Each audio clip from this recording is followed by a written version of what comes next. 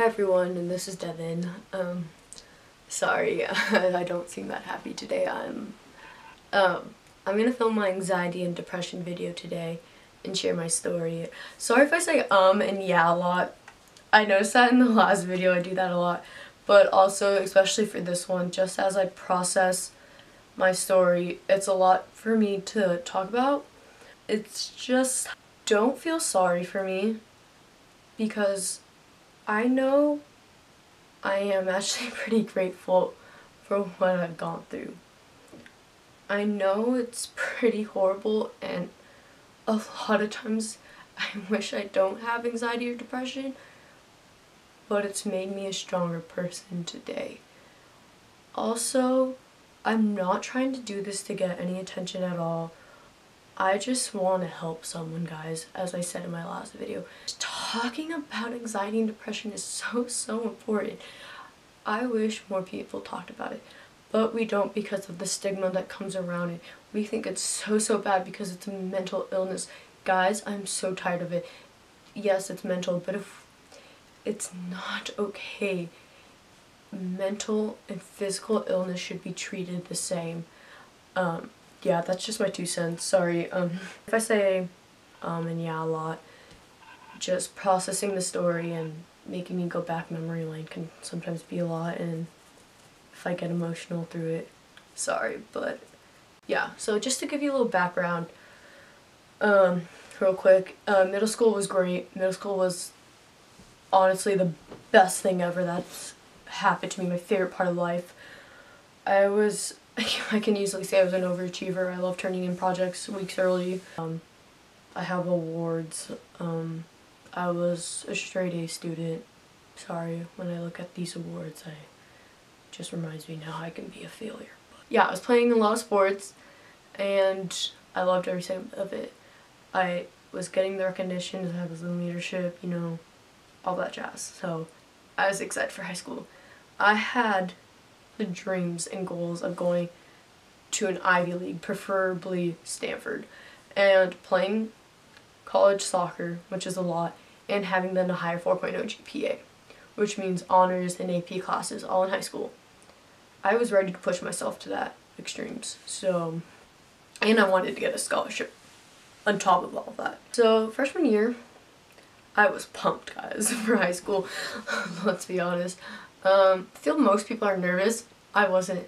I was ready to get life started. The first semester, you know, when you do finals. Finals was the first time I've ever had panic attacks. For English, my teacher was saying, "Oh, Devin, if you don't finish your final in 5 minutes, I'm gonna fail you." So you can only imagine what that does to you.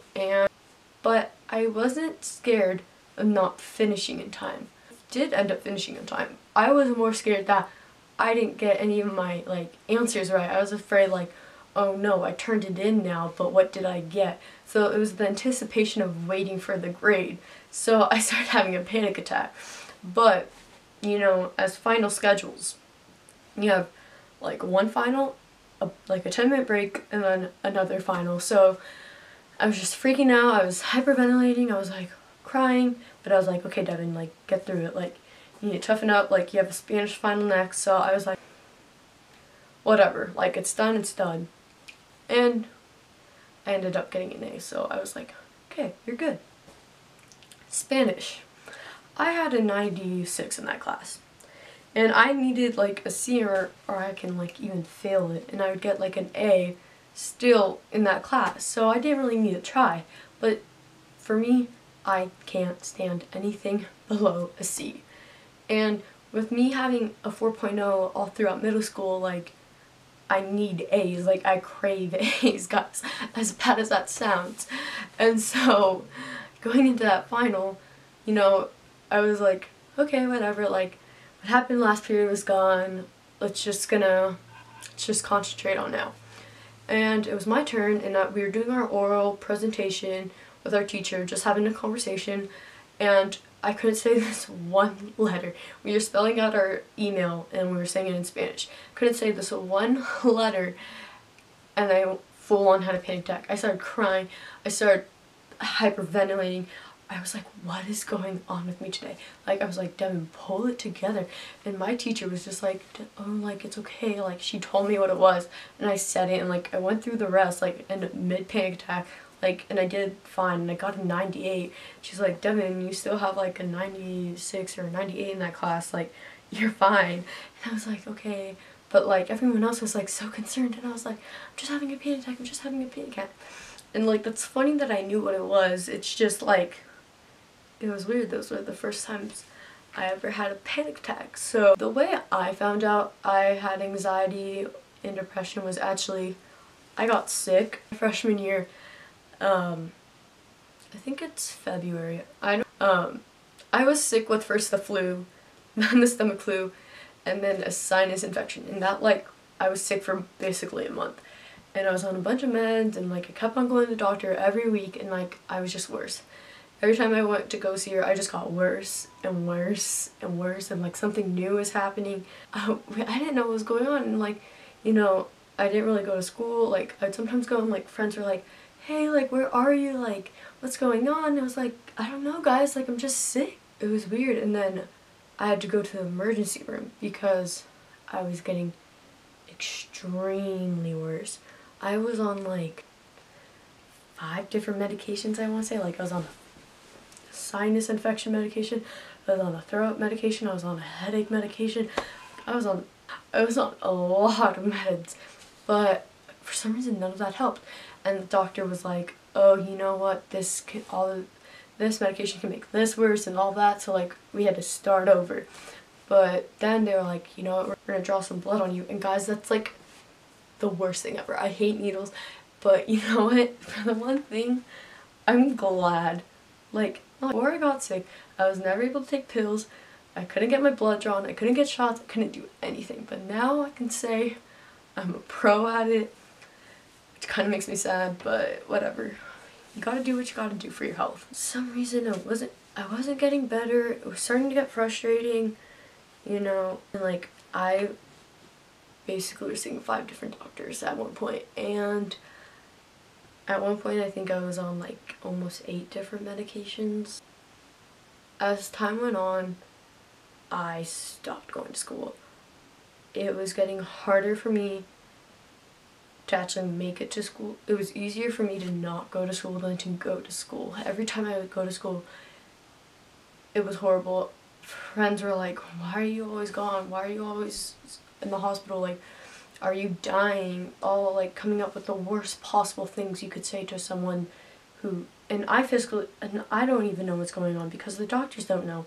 So, you know, it was easier for me to avoid. It was like starting to become physically impossible for me to get out of bed, which is kind of, I guess you could say, like a side effect of depression kind of thing. Like, become very lethargic. And as I was getting sick and doctors not telling me what was going on, coming up with anything, I got really depressed and anxious just because, like, I was depressed because there was nothing. I didn't know anything what was going on. Sorry about the lighting change. It's like washing out the thing, and the camera died. But yeah, like I was saying, I was getting spinal taps. I was getting a lot of tests that you could ever think of done on me, and it became draining.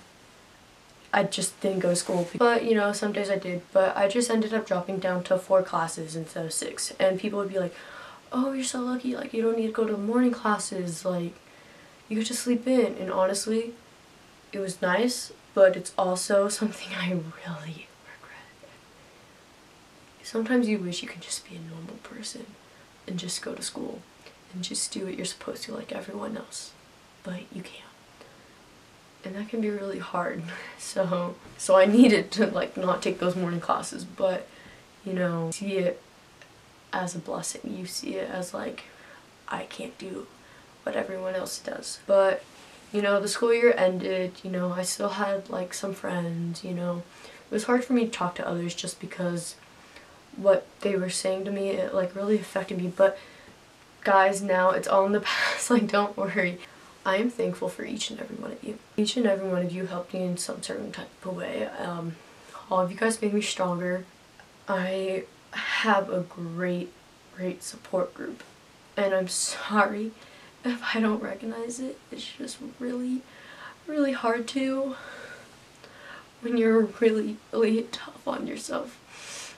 That's what I hate the most, is I can't tell sometimes if people are actually here for me or if they just say it. So it's hard for me to let people in and trust them and all that stuff, but I need the people. So, and like I said, what people said freshman year really hurt me and affected me. And if they said if I was dying, or if they wanted to send me arrangements, or if I had Ebola or cancer or whatever the heck they said, they didn't know what to say. They were so young. They don't, their friend was sick. Their friend was not going to school. Their friend disappeared.